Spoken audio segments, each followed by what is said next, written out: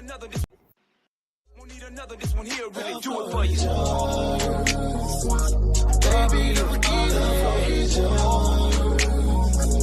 Yeah, baby, I'm need it. Baby, come down to the let me show you how to play.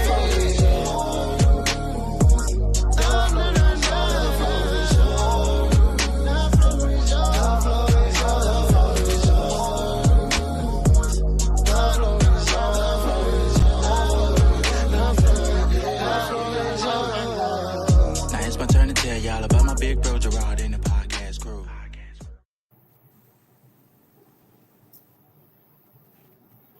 All right, good evening. Hey, gentlemen, how's everybody? Gregory, can you hear us? I can hear you. I can hear you as well. Okay. What about you, Gregory? Is there a delay? I'm here. Are we live? Okay. Now, yeah, we're live now. It's on you, brother. All right. Welcome, everybody, to the Floor is Yours podcast. Hey, we keep it real and raw here. You're going to see the behind-the-scenes stuff here. We don't fake it here. Thank you so much for joining us, ladies and gentlemen. Hey, the Floor is Yours podcast is on and is popping. And as always, it is our desire to bring you real and relevant conversations that can move the needle forward so that our community can go forward, our children can go forward, and that God can be glorified. And tonight we're going to do all three things at the same time. And so, as you know, this upcoming week, in fact, this Saturday in Texarkana, Texas, is the Create the Life I Want conference. And so we got two brothers here that are going to be part of the conference, and they're going to be particularly talking to our youth. And so we have to have them in here today. And so we want to give He froze. Oh, man. Let me get him back in here. There we go. You're back, brother. Thank you. Well, hey, you know what? Let's just dive right into it. We're going to have a conversation tonight about boys to men, empowering our young boys. We got two dynamic men joining us tonight. And as you know, everybody know my brother from another mother, Mr. Gerard, is in the house. Gerard, say what's up to the people. Hey, good evening, everybody. Appreciate you joining us.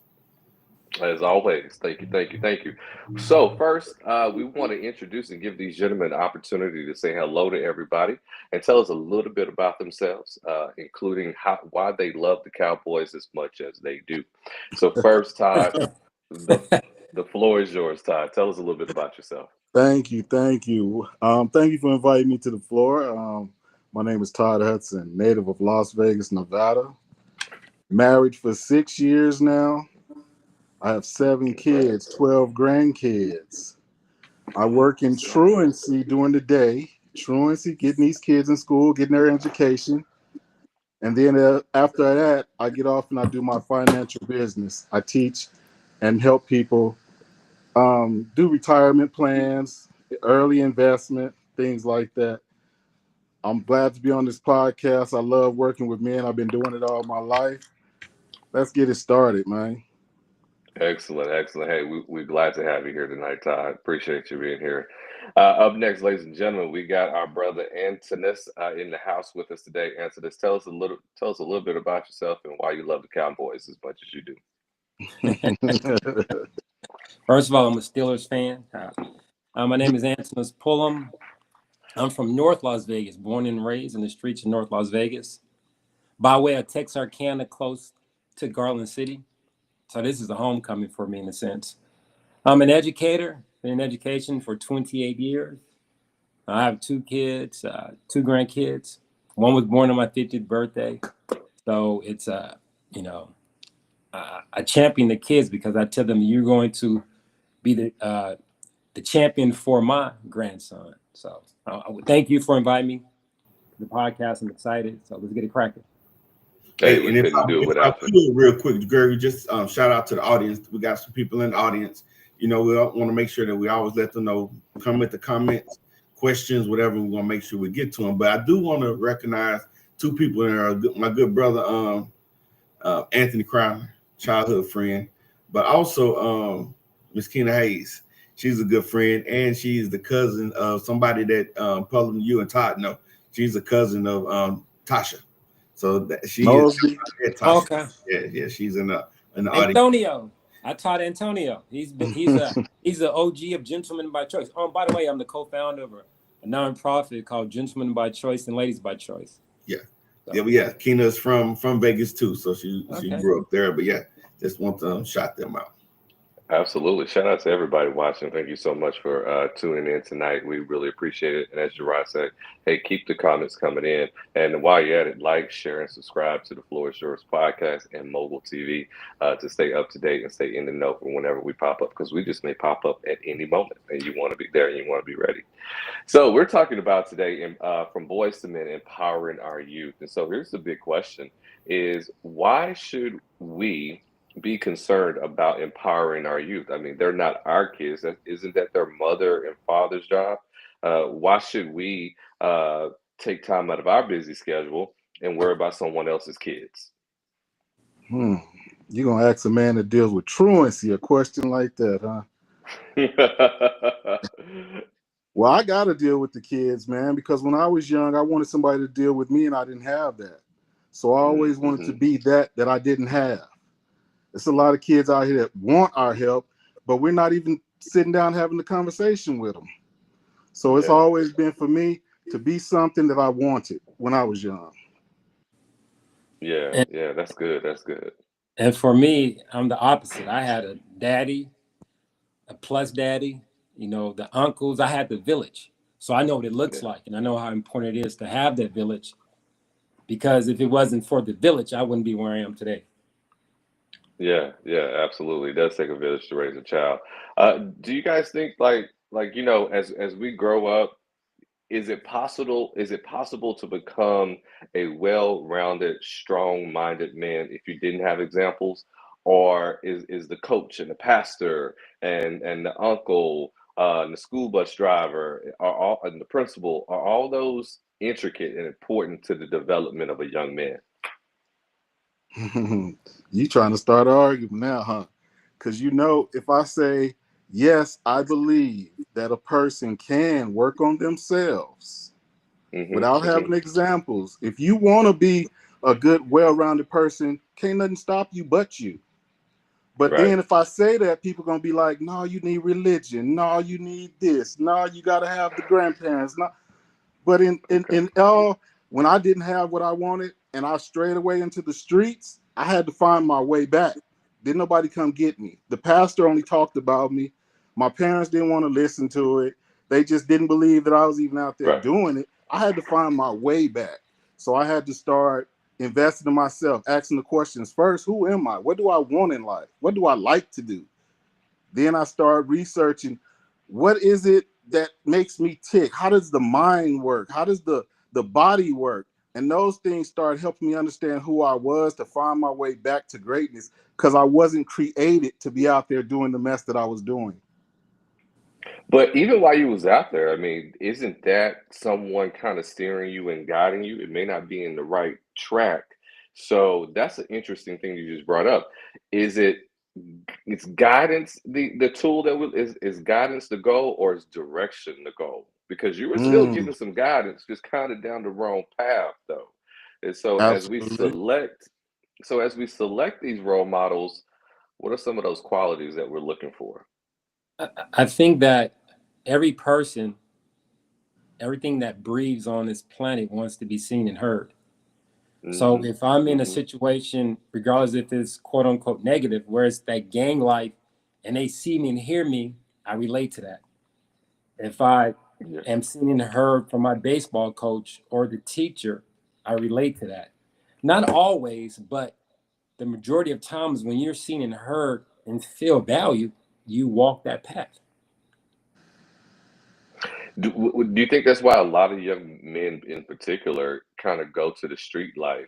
Because nobody's guiding me at home, but at least I have a community. I got a tribe. I got some brothers around me. Is that the appeal? Absolutely. Somebody's listening. Again, I'm being seen and I'm being heard. I have students in elementary who tell me, Mr. Pullum, I'm not seen and heard at home. So if I'm not seen and heard at home at a place where I'm supposed to be loved, and then I go out on the streets and somebody sees and hears me, I feel validated and I feel that love. So therefore I'm attracted to that. Yeah, that's good. And, because one of the things that I don't think we talk about enough is that boys can be victims too. And we tend to overprotect our girls in such a way, like, oh, we got to keep her safe, keep her locked away, don't let anybody get to her. But we allow the boys to go outside and play and hang out with the guys on the street corners and that kind of the quote unquote street corners, if you will, so to speak. And so, are we not protecting our boys enough to make sure they don't feel the need to go out and find these type of role models that aren't leading them in the right direction? Do you think we need to cover our boys a little bit more? I think now, absolutely. I think what devastated our communities, and I've seen it even in my neighborhood. I grew up in a middle class neighborhood. The crack epidemic crushed middle class Black neighborhoods, absolutely crushed. And so therefore, we didn't have, again, the village disappeared because of they were lost to the streets through drugs. And so therefore, we don't, like in education, 80% of teachers are female women, and households nowadays Right. are led by women. And so we don't have the men. Well, let me say that we don't have enough men, because we do have men out there, but we don't have enough men in the trenches fighting for that cause. Hey, can we unpack that just a little bit? Because we've heard about the epidemic, right? The crack epidemic. But, that was in the early 80s? Yes, sir. How is that affecting us today? For the people that may not understand how that's still reaching and affecting us now. Oh, there were kids who were born addicted who now have kids who are addicted, who have kids who are addicted. Yeah, we have kids now who are addicted to it, and and they can't help their system. But as educators or people who are deemed, in leadership, I think it's leadership in the classroom, they write kids up for things that they can't control. So it just has become a generational, I don't want to say a curse, but it's become a generational habit. Yeah. And I know sometimes we lost men to prison, right? Some great men. Yeah, great men, not just men, but also lost in the prison. But also what does that mean? Like when they try to reintegrate back into society and they're not been there. Like it's not an easy thing. I'm out of jail right now, so now let me go back with my family. Have y'all seen or talked to people that's challenged in that space, like trying to get back with their family after incarceration? I haven't seen too many that was rejected unless they came out doing the same foolish things they were doing, like messing with drugs or, trying to street hustle. Usually in our community, I've seen where we try to help before we turn away. Like I say, unless they're on some of that mess that they started before they went in. But to go back to what you were saying, how did that even affect our community too? It's almost like how that doctor told us that one time in the mental conference. Our bodies take on so much stress and trauma from things that we begin to, like our blood pressure is high on a regular because of what we've been through. So that's kind of almost like saying that drug epidemic is part of our DNA. That's how he was saying we got kids that got some crack and all of that, as well as what they seen. It ain't even, some of the parents wasn't addicted, but what did the kids see? Like as for me, I saw the money in it. Yeah. So that's what, and I was strong-willed because I had the stepfather, I had the father, but I was a strong-willed to go do what I wanted to do. So that's how I seen how it affected too, and it's a lot of different ways though. Yeah. And just to highlight, there is such a thing. There is a scientific discovery called the trauma gene. They did a study on the generations of people who were grandchildren of Holocaust survivors, and they were able to locate a gene that was directly related to their grandparents that caused trauma and stress and anxiety. And so if that happened to Holocaust survivors, you can only imagine people who were enslaved and were in chains and who were addicted to drugs and who were living in poverty, who were living under oppression and segregation for multiple years. That trauma gene lives inside of us, and it is aggravated by the conditions that we raise our children in. And so we are predispositioned to want to have stress and anxiety unless someone shows us a different way. Yes, that's why if we don't get our young men now, when they get into relationships, they're not going to know how to handle that. They're not going to know how to deal with those emotions because they're going to have so many thorns that are going to be triggered, and they're not even going to know how to go sit down and go back to where the trauma even started. That's why we need to talk to them now. That's why we need to educate them now. So they'll, because it gets frustrating out there when you don't know. It is frustrating. In a man's mind that's frustrated, like that's like a ticking time bomb. I totally agree. So go ahead. That's why I do elementary. I believe we start young. I believe middle school and high school. Not saying that we can't get them, but man, we got to plant that seed. I was with 3 fourth graders today. I pull them out. I try to get them every day just to check in with them. One's dad committed suicide, so he's still thinking about that. He says, I see that in class. When I get bored, I see my dad pulling a gun. I'm like, So I was asking him about their dreams. So the one whose dad shot himself, he said, I want to be an NFL player. I was like, cool. The other 2, listen to this. Their dream is to go see their dads. Their dream. They haven't seen their dads in 4.5 years or so. He said, my dream is to go see my daddy. I said, what? I said, is he in prison or something? He's like, no, one said my daddy's in Kansas, and one said my daddy's in California. And their dream is to go see their dads. 4th graders. Wow. Because, man, when we little kids, man, dad is Superman. Check this out. No. Even better yet, this is what I said. I asked them, I said, are your dads your superheroes? They said yes. And I said, if you could give them a power or a name, who would they be? This is what they said. One said my dad would be, the one who passed away, he said my dad would be Smash Hulk. Ooh. I said, ooh. And I asked him why, and I can't remember. And then the other one said my daddy would be Superman. I said, why? He said, because I was about to fall one time. And he said my dad flew and grabbed me and caught me. I said, fine. Wow. And then the other one said my daddy would be Spider-Man. And I said, what? He said, because he had the spidey sense. I was in a chair falling back. And he said he saw out of the corner of my eyes and reached and grabbed me. And that's when they were babies. They haven't seen them dads in 4.5 years. So I call them now. So their nicknames now are Little Smash Hulk, Little Superman, and Little Spider-Man. So I said, when I call you that, you know that's just between us. But that's 4th graders. I'm not even talking about our kindergartners who are going through it right now. Right. What a privilege that is. And I think a lot of us take for granted that we have the ability to enter into a young child's life and just be a good guy and be viewed as a superhero. You know, just to walk in and treat them with respect and kindness and gentleness and just hear them out, respond to what they say, just regular stuff. And I'm saying it's regular because I want everybody to be encouraged that it's not complicated. You just have to be committed. That's And it. so I currently have 3 mentees myself, and they look at me as their big brother. I refuse to accept Unc status yet, so they look at me as big bro. I don't want to take Unc status yet, and so a lot of times I'm just a little bit further down the road than they are. Great young men, and a lot of times we have conversations. I just think to myself, I'm telling you what I wish someone would have told me. When I was 19, when I was 22, and when I was 25, if I had a mentor, this is what I wish they would have shared with me.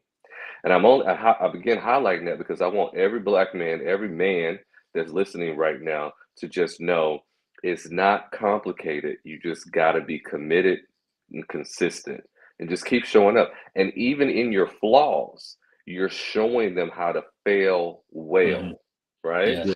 Because everybody's going to fall, everybody's going to make a mistake, but show them how to fail well. Okay, I took an L here. I'm gonna get back up. I'm gonna rebound, and I'm gonna move forward. From your experiences, gentlemen, I deal with a lot of grown men, so my niche is helping men with emotional intelligence. And one of the things I found that's consistent with these men is a lot of them feel lonely. They feel isolated. No one's around. No one cares. What do you think are some of the biggest issues these young men are facing today? What do you think, like little boys are, waking up every day thinking, here's my biggest problem?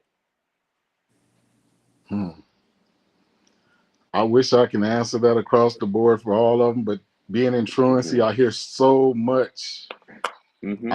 I hear young men telling me social media. Like Nah, like like they've social done media is the something, been devil. with a certain girl, so now they can't go back in public because he's gonna get tagged on social media. And then I Yeah. have the other ones that going through the identity crisis.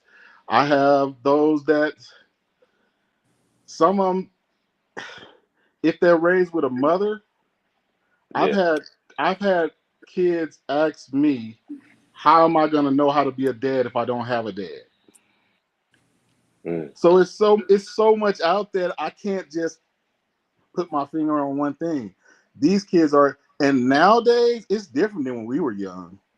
Oh, it's Mm-hmm. way different. So I can't even imagine when they come to me. I be sitting there with my mouth hung open, like I can't believe this. But this is what society is doing. I'm trying to get kids to understand about programming. I'm trying to get kids to talk to themselves. Ask yourself questions. Why do you feel this way? What is it gonna hurt? Like everything that my kids go through as an experience, I ask them, what did you learn? Don't look at it like it hurt you. Tell me something you learned from the experience. Because man, they dealing with so much stuff that sometimes I don't have the answer right then and there. I'm glad I got people like Ant and them that I can come chat with on the side and figure something out. But these kids got some things that I I don't have those tools. But it's a lot of different stuff. Yeah. Al- Yeah. Also, That's unfortunate. Go right also, ahead, brother. also, some of the parents don't have the tools to help their children. They're dealing with their trauma, their just life. Life is life for them, and so forth. They're we would hope that they put their mask on first, and then their kids. But if they're struggling with their mask, putting their mask on to get oxygen to breathe to live, it's hard for some of these kids. Like I said, I sit every day. I'm in elementary. I've been in elementary all my life, and I just see it every day. It's getting tougher and tougher and tougher. You're dealing with social media. Every not every, but majority of kids want that social media status now. Growing up, we wanted to play football, Yeah. basketball, be a teacher, and firefighter, policeman. Now everybody wants to be a TikTok and YouTube of sensational. Because they see that Mm-hmm. they see that Mm-hmm. Mm-hmm. quick money. They don't understand there's a bazillion people on Facebook, but only 1% are doing well. But they want Mm-hmm. that instant gratification, and even I was talking to some kindergarten teachers today, and they were they would just have to shaking their head. They're like, these kids are so far behind.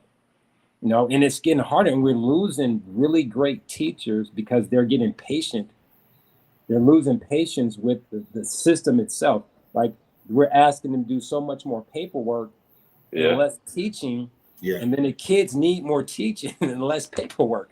Yeah. So Mm-hmm. Hey, brother Pullum, you got me thinking about social media. Earlier, Todd, you talked about the identity crisis, and it seems like a lot of people are searching for relevance, validation, yes, acknowledgement, and it's easy to do it on social media and yes, attribute to you getting clicks and likes, yes. or comments right there. Do y'all agree with that? Absolutely. Again, as I say, everybody wants to be seen and heard. So if I'm not getting it at home, the two places that you're supposed to be loved most: in the house, well, three places: in the house, in church, and at school. If I'm not getting loved at home, and if I'm not getting it in the church, and if I'm not getting it at school, a safe space place for me, I can get in that device and create. And I'm looking for those likes. I'm looking for those clicks, and I'm gonna do any and everything to get those clicks and likes. It might not be who I am, but let me get into character so I can get the likes to validate how I feel. And they don't think about that double-edged sword of that social media. Not at Because all. if it builds you up, it can also tear you down. Yes. And when it tears them down, they don't know how to deal with that. That's good. Hey, Gregory, before we I'm, go to, yeah. can we go? Well, go ahead after your comment. I just want to read some of the comments after you make the Oh yeah. statement. Okay. Absolutely. Absolutely.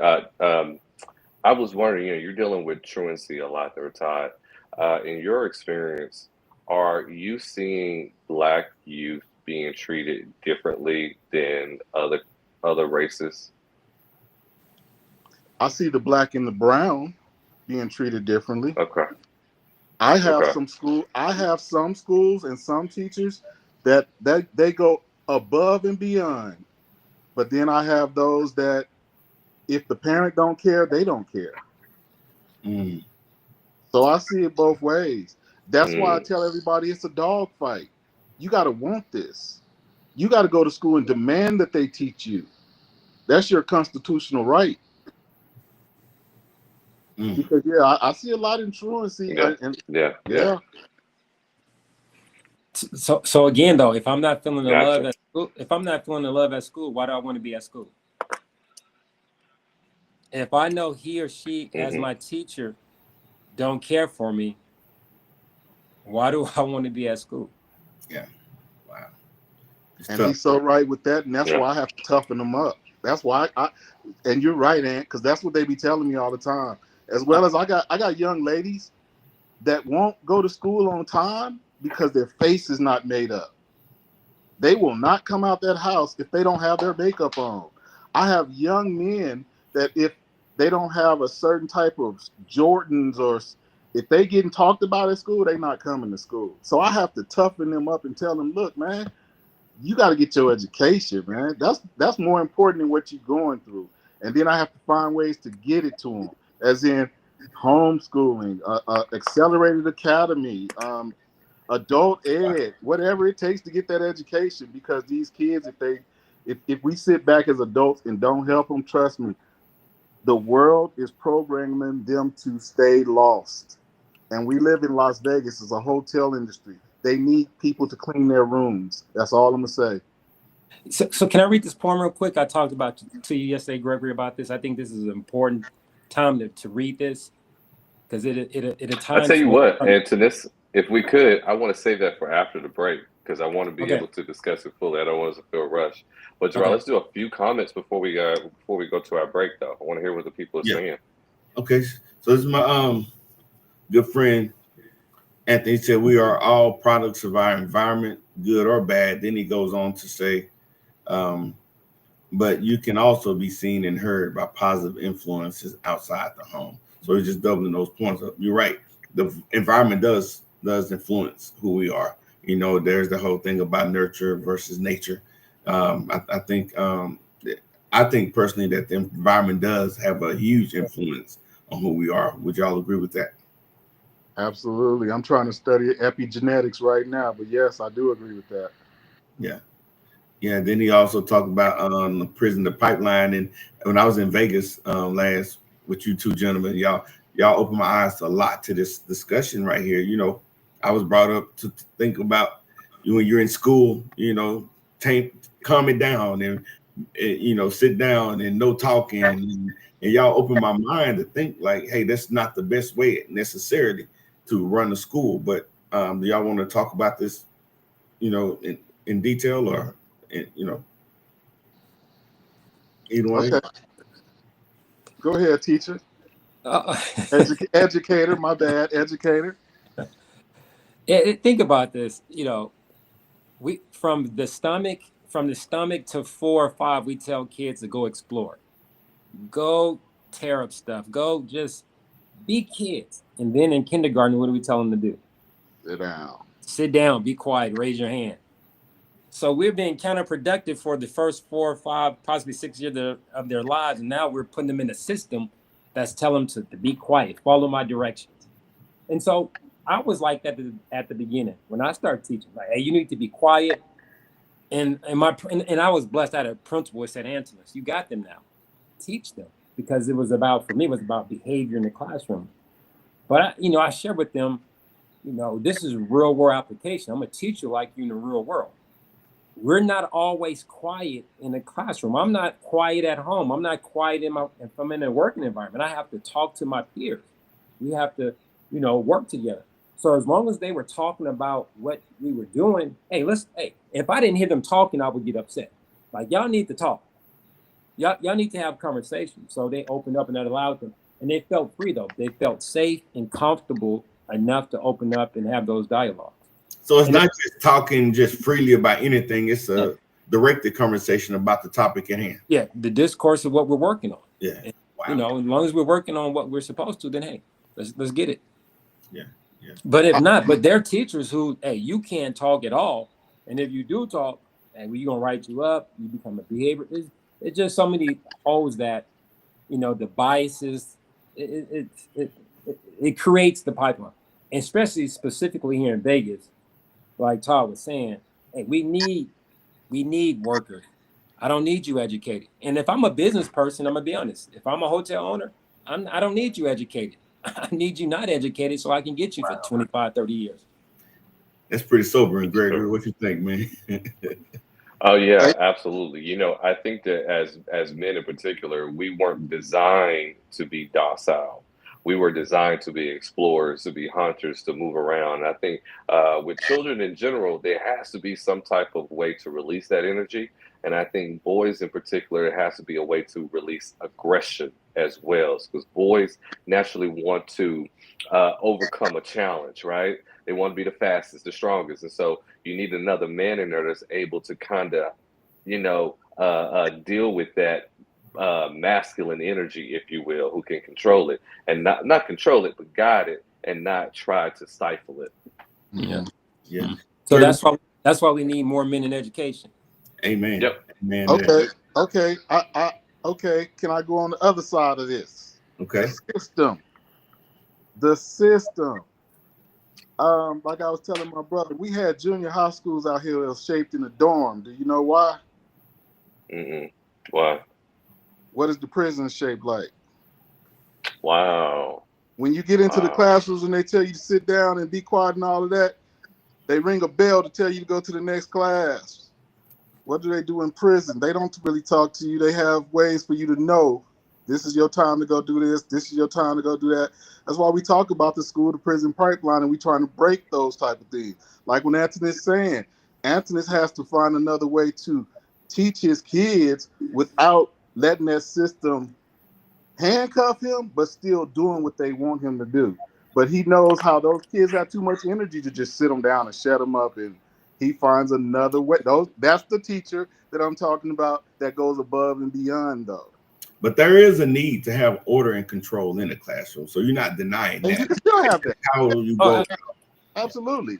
So this is what people get misconstrued. If you walk into a classroom and people are talking, oh, they don't have any classroom management. No. But if you can walk into a classroom that's totally quiet and no one's learning. But the perception is that because they're quiet, they're learning. Good. Versus you walk into a class and you hear discourse and people are engaged in what they're learning, that's the real learning. Yeah, that's good. But our visual, you know, we assume that, hey, it's quiet, they're learning. Yeah. That's so far. Gregory, go ahead and put those glasses back on and read this one, and then we'll we'll go to commercial. It says in tribal Africa, a boy had to go through some type of challenge to know that he was a man and to be accepted as a man. How do we have become a man respected by their elders and peers? You know, this isn't the first time I've heard this argument, and I think it's a very strong one, and I think it's very valid that in the U.S., we're one of the few nations or countries in the globe that doesn't have some sort of ceremony that is transitional from boyhood to manhood. You think about the Jewish culture, they have the bar mitzvah, which says now you're a man. In the Spanish culture, there's a quinceañera, which transitions from a girl to a woman. So there's a lot of these milestones and these markings that says from this day forward, there's a certain expectation and appreciation for you. Now you should be prepared to start walking different, talking different, and acting different. And I think that's very, very a very valid argument. And I wish that even if we didn't do it in the school system, there should be something culturally, maybe in our churches or a program that a boy can go to. It says, now you have what it takes to be a man.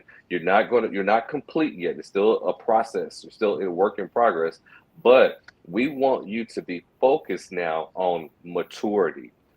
The Bible even says, when I was a boy, I thought as a boy, but when I became a man, I put away childish things. So there is this, I think, a legitimate conversation to be had about there being a ceremony that says, now you're ready. Other than graduation? Other than graduation. Other than graduation. And we're not going to talk about graduation rates. That's a good one. Can I share something? In my mind, this was me. When my dad took me fishing, and I used to be scared to put the worm on the hook, and I used to be scared to take the fish off. When I started doing that and I started skinning my fish and gutting them, I thought I was a man. When I went rabbit hunting, and I was scared at first because when you shoot the rabbit, it'd be you got to go over there and either stomp on his head or hit him in the head and kill him. I couldn't do it at first, but after I did it, that was part of me thinking I was a man. Yeah. So I get the rituals, but then who is to say what the ritual is? Yeah, I think I think there should be some type of design around it, right? Some type of intentional thing around it. Even if it's, something that we create, there's something that a boy can go through, complete this program, and he can say within himself, you know what? I've been poured into. Someone has invested in me, and now I feel like I got my marching orders to go forward and to think like a man, talk like a man. So I think that could be very beneficial to our young boys. I think so too. Yeah, good. For me, it was driving. When I got my driver's license, oh yeah, you couldn't tell me nothing. Oh man, but let's go to commercial break. We'll come back and continue the discussion. Hey, Absolutely. Go to Pullum, get that poem ready, sir. Oh, it's all queued up, baby. I stay ready. Every man battles something, but not every man has a space to heal. Texarkana, September 27, 2025, at Radiant Church. It's time to create the life you want. Join Jamar Bruce and Gerard Ware for a powerful, purpose-driven experience focused on breaking the stigma behind men's mental health. This life-changing event features a dynamic panel of real conversations, live performances and entertainment, epic giveaways, and special guest appearances. Featuring Sunday Best Season 6 runner-up, Kafia Rollerson, keynote speaker, Gregory McKinney, hosted by nationally renowned comedian Derek Keener. This is more than an event, it's a movement, a place for healing, strength, and community. Don't miss your chance to be a part of something great.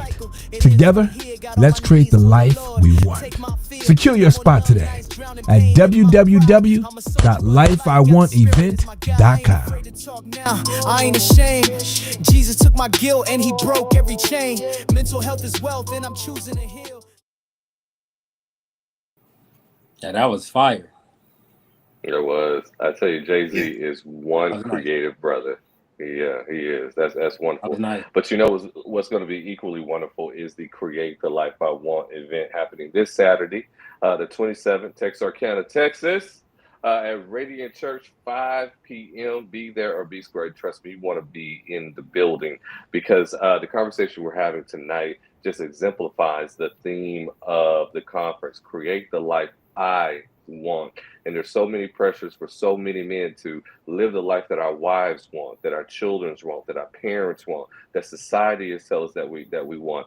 But this conference, hopefully, it is our goal and our prayer to give the men the tools, the resources, the power to say, you know what, who has God designed me to be? What are my unique gifts and talents that I have to offer this world? Let me declutter, get rid of the baggage that's in my soul, in my mind, in my spirit, so I can now create the life that I want. And so if you are a man, you know a man, or you ever heard the word man, we invite you to come out. And ladies, this just is not for the kings. It is also for the queens. We want you to come out also because, ladies, we can't do this without you. We need you. And so we want you to get a behind-the-scenes look at what it is that are the troubles and the challenges of men so that you can pour into us and help us overcome them as well. And so we want to encourage you to go to the website, createthelifeiwant.com. Did I say that right, Gerard? Create the Life I Want? It is lifeiwantevent.com. Let me throw that on here. I'm usually right on point right here, man. Lifeiwantevent.com. Yeah, lifeiwantevent.com. It's coming up. It's not too late. You want to come in, you want to be in the building. And it's not just going to be a lot of lecturing. We got a lot of fun entertainment as well. You're going to have a good time. You're going to get informed. by a lot of incredible people, a dynamic panel. You saw an incredible singer hosted by a comedian. You can't ask for this. And this is so unique because as a mental health professional myself, you don't see men come together like this that are both that care about your head and your heart at the same time. So we want to invite you once again, come to the Create the Life I Want event this Saturday at Texarkana, Texas, right down the street. You ain't got it ain't far. Right down the street. Right down the street. Just hop in your car and come on down. Set a spell. You'll be blessed for it. And these two gentlemen are going to be there, right? Oh yeah. Antanus and Todd, y'all will be in the building. Tell us a little bit. Talk about what you're excited about for the upcoming event and how you will be contributing to the event. Well, my mom has called everybody, all her family and friends. This is gonna be a family reunion. Yeah. Like I said, I found out about this in June, and Mama was packed up. My mom and cousin packed up June. The day I got off the phone with Gerard, I was like, hey, I told her I was like, Mom, I might be going down to Texarkana. She said, oh, we going. And so they started packing up. I'm just happy. What's beautiful about this for me, let me speak for me. It's my grandmother's birthday. So this is the second time in 2 years that I'll be able to speak on my grandmother's birthday. And the beautiful thing about it, she lived in Texarkana. She was born in Garland, but she moved to Texarkana. And I used to live down there with her off and on. My mama would send me down there for a month or two. So the fact that I get to come to Texarkana on my grandmother's birthday and get to sit with brothers and, like you say, the head, the heart to become healthy, that's beautiful for me. And on top of that, I get to bring my mother, my cousin, other cousin. This will be the first time he's been down there to see where his daddy was born. So I'm just excited. And then my brother Todd coming down. So I'm excited. Oh man, that's awesome. That is so awesome. I love it. Can't wait. I love it. Todd, so can't wait. Yeah, you're gonna be in the building, right? You're gonna be in the building. Yes, sir. My plane takes off at 6:30 in the morning. I will be on it. I'm excited to come down there and be able to work with Brother Gerard again. Yeah. I get to meet Brother Gregory now. Beautiful. I get to meet new people in a whole nother state. I'm just excited, man. GGG unit. Yes, sir. Todd, you got some family. You got roots in Arkansas too, as well, right? Yes, I do. Little Rock, Arkansas, Pine Bluff, Arkansas. Yes, I do. Yeah. Pine Bluff. What? Gerard, did I tell you my parents are from Arkansas? Yeah, you did. Yeah. Right down the street from Texarkana, Magnolia, Texas. We got a friend who's actually from where my parents are from, Willisville. Yeah. Anthony Bean. Dr. Bill. I call him Dollar Bills. Yeah, that's right. So we it's gonna be nice. It's gonna be an incredible event. Once again, get your tickets. It's not too late. We want everyone. We want to pack it out. And so we've been praying for it. We've been believing God to show up for it, and we are prepared for it. So get ready. Strap your seatbelts on. Now, before we left you guys with a cliffhanger. Brother Antanus has a poem that he wants to share with us from tell us again who the poem was written by, and go ahead and share it with us, brother. Did he freeze up? What's that? He's building up the anticipation, right? Building up the anticipation of the poem. So we can't wait to hear.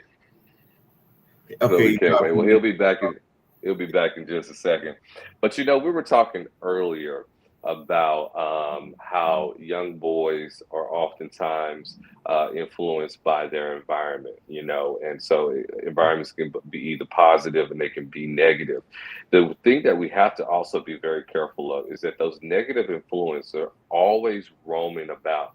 And so we're not intentional to grab hold to our boys and put our hands on our youth and show that we care just as much, if not even more, than these negative influences, then we're prone to lose them. So before Antanus reads us this poem, tell us, fellas, what are some good qualities for a mentor to have? Before you raise your hand and say, hey, I think I got what it takes, I'm ready to pour into the lives of young people, what are some things that you should be prepared for, and what are some qualities you need within yourself? Patience is for sure one of them. Yeah. For sure. He meant that. He said for sure. For Okay, sure. brother. Don't be so quick to talk. Always be ready to listen. Yes. Yeah. Also, on top of patience, be consistent Mm-hmm. and present. Yes, sir. I would add transparent too, right? Because you Yeah, need to yeah, be absolutely. relatable, right? Yeah. Absolutely. Nobody wants to feel like they're being talked down to. Yes. So I would say don't even aspire to be a mentor if you can't keep it real. If you are too embarrassed or too ashamed to show your own blemishes, to say, listen, I'm not telling you what I heard, but I'm telling you what I know. You know, I've Yes. walked this walk before. I know how this movie ends if you go this way. Yeah. Trust me, because I went the wrong way. I'm just telling you this so you can go the right way. So patience, transparency, all of that is really necessary if Love. you're interested. Yeah. Love, Love too. absolutely. And also definitely love, but also I think you don't have to be a subject matter expert per se, but if you start getting into those specialized mentoring programs where you're focusing on certain things like mental health or something, right? You need to know. You need to know somewhat about what you're talking. And again, I'm not saying you have to be like this super expert, right? Because that's not necessarily the case. But would y'all agree that you do need to have some understanding in the space that you're trying to operate in? Absolutely. Yeah, stay in your lane. Stay in your lane. Yeah. I don't veer out of my lane. You know, I know my lane, so I stay in my lane. And Yeah. if I don't, and if I need to veer, I'll call somebody like, hey, Todd, hey, talk to me, man. What do I need to say? Or, you know, I'm reaching out to my village to help. Yeah. You know. Good deal. Good deal. Yeah, yeah, absolutely. Now, Antanus, before we went for break, you left us on a cliffhanger. You had a poem you want to share. Tell us about the Yeah, man. poem and share it with us. Yeah, I'm gonna have to call my Cox provider. They tripping with the internet over here. Yeah. So this is from a 5th grader. She was in our poetry club last year, and she just walked up to me and said, "Mr. Pullum, here's a poem," and she read it to me. And like I say, when my face got ugly, oh my goodness. Woo. So this is the title of it. It's always something with us.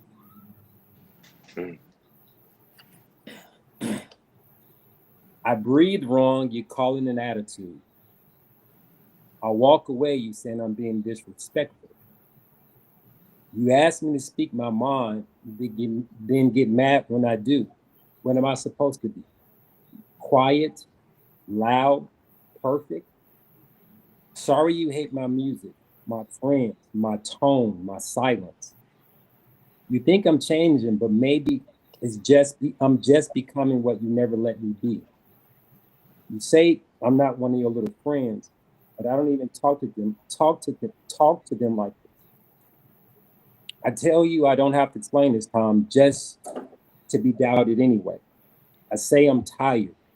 You say I'm lazy. I say I'm sad. You say I'm being dramatic. I say I need my space. You take it personal. You say it's tough love, but it just feels like being tough. And sometimes I wish you, excuse me. Sometimes I, excuse me. Sometimes I want to, oh, she said, but sometimes I wish you would ask me if I'm okay without the lecture right behind it. Sometimes I want to scream, but I know it would just prove your point. So I keep it in, bite my tongue, smile through it, and wait for the moment you remember that I'm your daughter and not your enemy. Wow. And that's from a 5th grader. Wow. Wow. So how old are you in the 5th grade again? What are you like? She's 10. 10? Yes. 10? Wow. That's pretty expressive. I know adults That's who heartbreaking. struggle expressing themselves in that manner. So I asked the class, I says, who feels that they're being seen and heard? I said, who feels that they're not being seen and heard? Every hand went up. Wow. I said, can you relate to this poem? They said, yes. I said, okay. So they're talking to us, but we're not listening. Yeah. That's the problem. They're telling us, we say, y'all don't talk enough, y'all don't communicate. But when we communicate, we shut them down. So we grew up in an era where our parents would tell us, you know, because I Yeah. said it, right? Yes. And I know at some point, it starts to evolve and let the kids be more expressive and communicate more. And I think we conflated that sometimes with behavioral issues, because I allowed you as a child to be more vocal, you begin to be more disrespectful, if you will. And again, I don't necessarily agree with that, but is there some common ground in those understandings, or is that hogwash? I said, did your mom like the poem? I said, did you share that with your mom? She said, yes. I said, what did she say? She said she hated it. I said, really? I said, I wonder why. Convicted. Because she looked in the mirror and she saw, if you asking me to speak and you don't like what you hear, you can't get mad. And see, and that's why when I go through things like that, even with my kids, I have to stop and ask myself the question: am I mad because I'm hearing the truth, or am I just not listening to the truth and I'm trying to defend my image? See, those type of things help me get through understanding and then stepping back and saying, "Oh, I see what you're trying to say to me." She just said, I just want to be your daughter. I don't want to be your enemy. Right. As a what fifth grader thinking like that? Hey, I just want to be your daughter, not you. I'm not the enemy. I'm your daughter.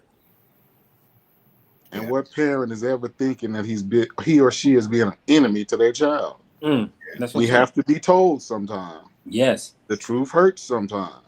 Yes. Yeah.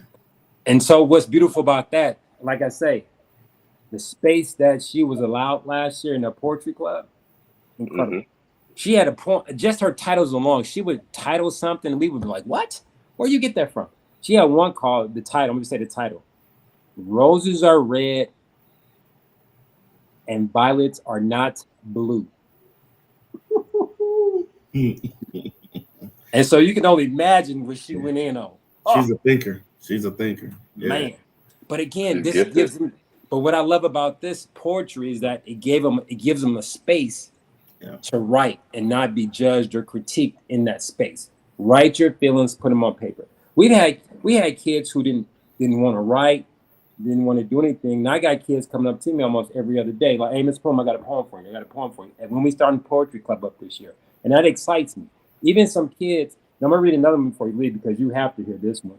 And you asked Gregory about dads coming out of prison and how they're treated. We have a dad who has 2 young boys, and they're smart boys too, really smart boys, but they had that tough image. Like, I want to be tough. I can't be seen soft or smart and the dad. And what I love about him, he tells them every single day, sons, I love you.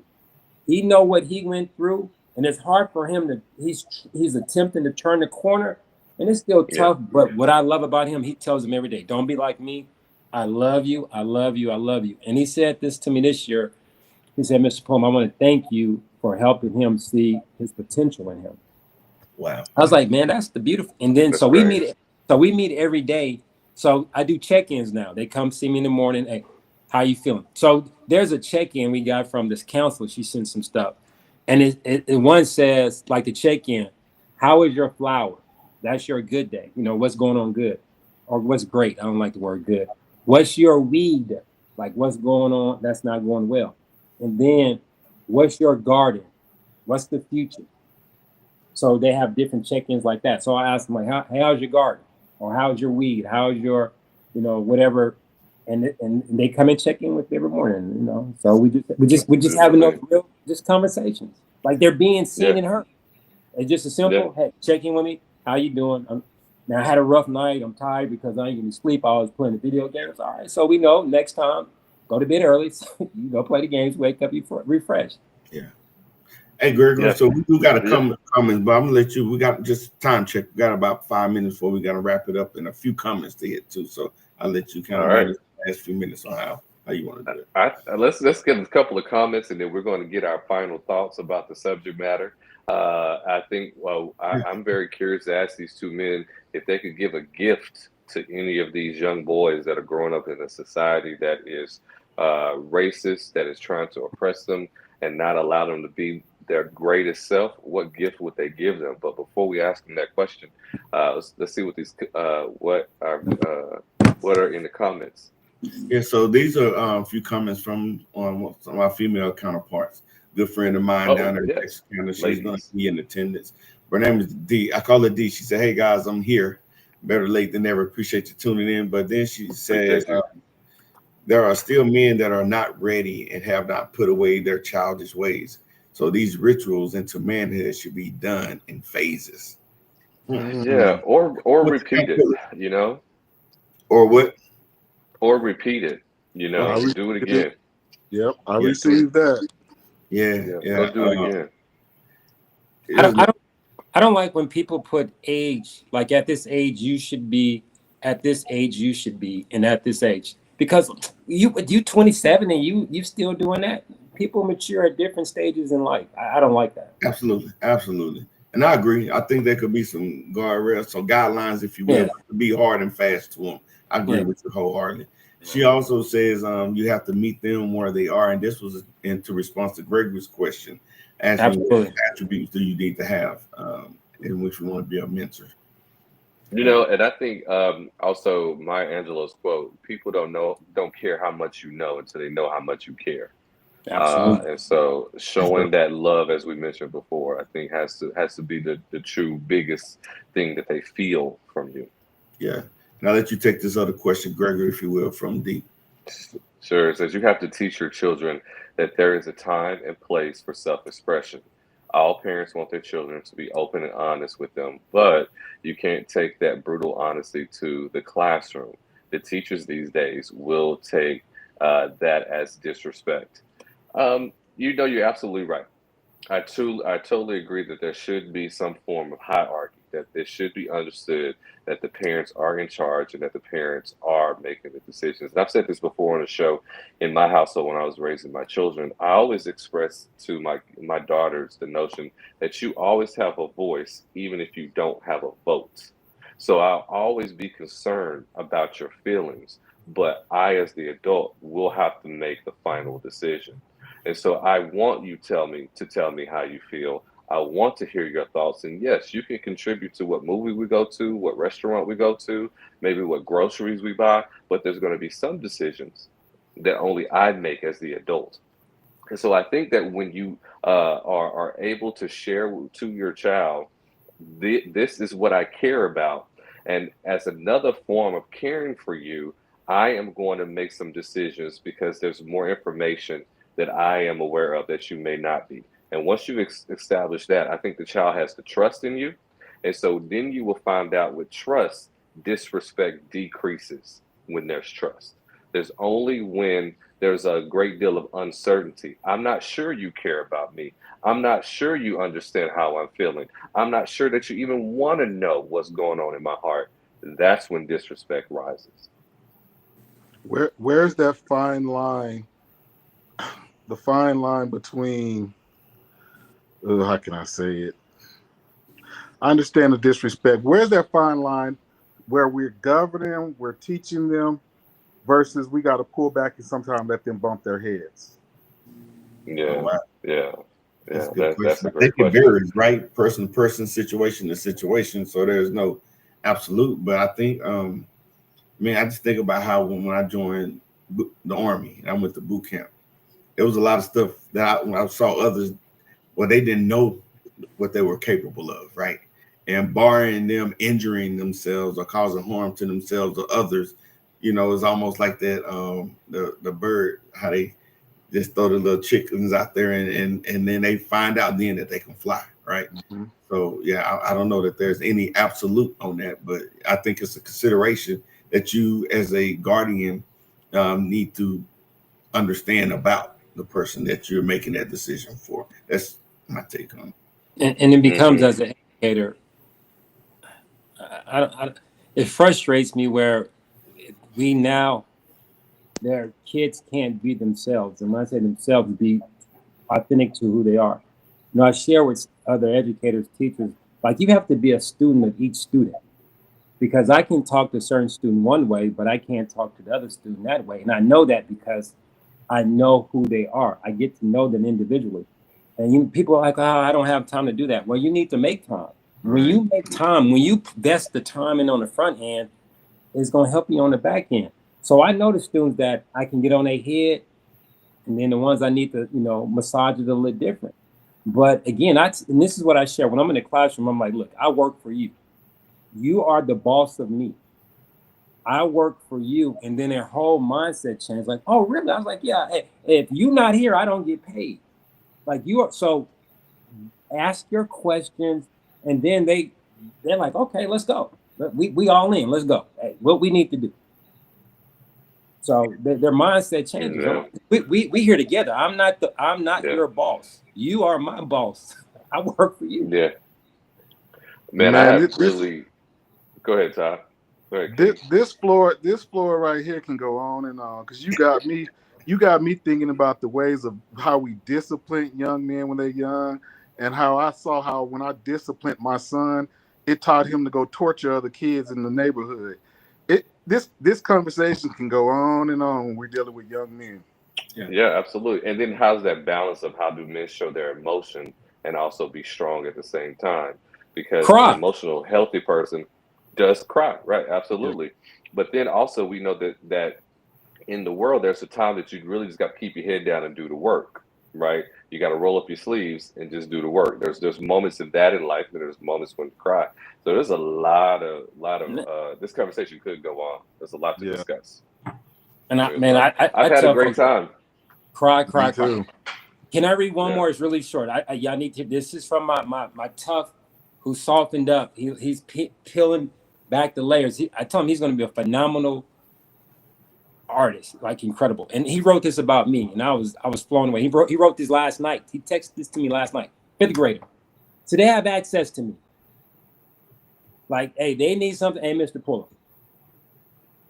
The spirit of Pullum. Yeah. In quiet fields where dreams take flight, Pullum walks with gentle light. A name that sings both soft and strong, a rhythm set, a timeless song. Through trials faced and mountains high, Pullum lifts hearts toward the sky. A steady flame, a guiding star, reminding us who we are. So let the winds of doubt be still. Pullum carries a steadfast will. A beacon true, both kind and free, a symbol of hope for you and me. 5th grader. Last year, you couldn't have got 2 words from him. So that's why I do what I do. So when I see this young man get his Pulitzer Prize for being the next Kendrick, I ain't gonna call him the first, his name, Junior, I'm gonna be up there like, because he has a safe space and safe place. So it frustrates me. That's why we need more Black men in education. I don't care what nobody say. Our presence is powerful. Not saying that other folks can't teach our kids, but us, we need to start relying on other folks to teach our kids. And that's the problem. Yeah. Wow. I agree with you on that one. We got that secret sauce. All right, brothers. Hey, I want to get your final thoughts about this topic about mentoring our young boys, why it's important. And I asked the question, if you could give these young Black men a gift, what gift would you give them? And I'm gonna challenge you to be brief and brilliant, because people are they're used to us wrapping up right about now. So we're gonna say, Todd, if you could go first, what gift would you like to give every Black boy out there in the world if you could? Since I can't give nobody awareness and I can't give nobody, an enlightened, conscious mindset, a gift of being present, a gift of just being that ear, that listening ear. Yeah, that's good. I love it. Antanus, what you got? What gift would you give them? I would give them a hug and hope. Oh, I love that. That's great. That's really good. Gerard, what gift would you give them?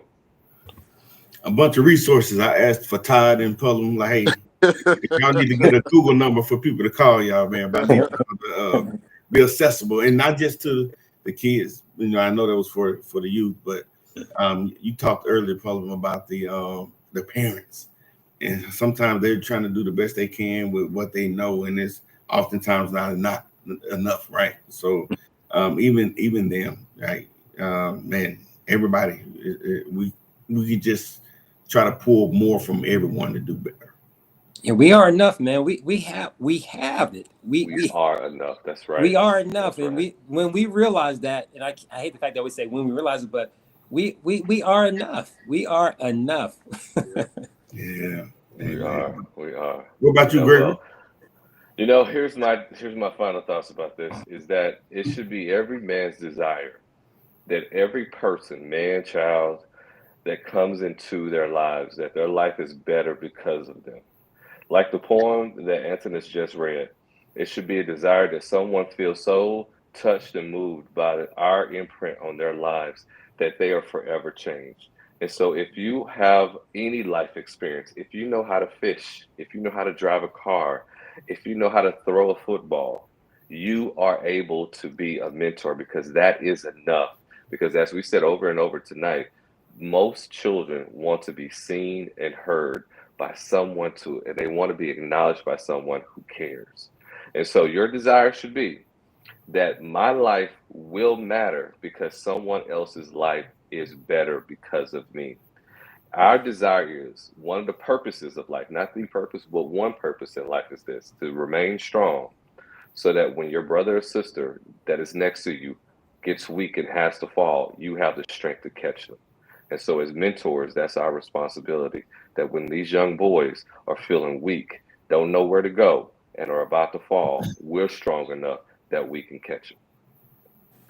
Thank you guys so much for watching. The floor is yours. My Hey, kings, Gregory, my brothers, Gregory, y'all are awesome. Gregory, you owe me some dap when I get down there, man. I like that one right Yeah. there. You owe me some dap when I get down there. Hey, brother, I appreciate you. Hey, listen, I'm ready for tomorrow. The Create the Life I Want event is going, not tomorrow, Saturday. I'm sorry, it's going down. I'm so excited. I'm thinking it's tomorrow. But hey, all of us are going to be in the place. Gerard's going to be taking pictures with people, so you want to be there for at least that. You know, For that's free. a good reason to come. For free. For free. Yeah. These two kings are going to be on the panel, the dynamic panel, and giving more pearls of wisdom that they shared today. And of course, yours truly will be delivering the keynote address. And so I'm super excited about that. Looking forward to it.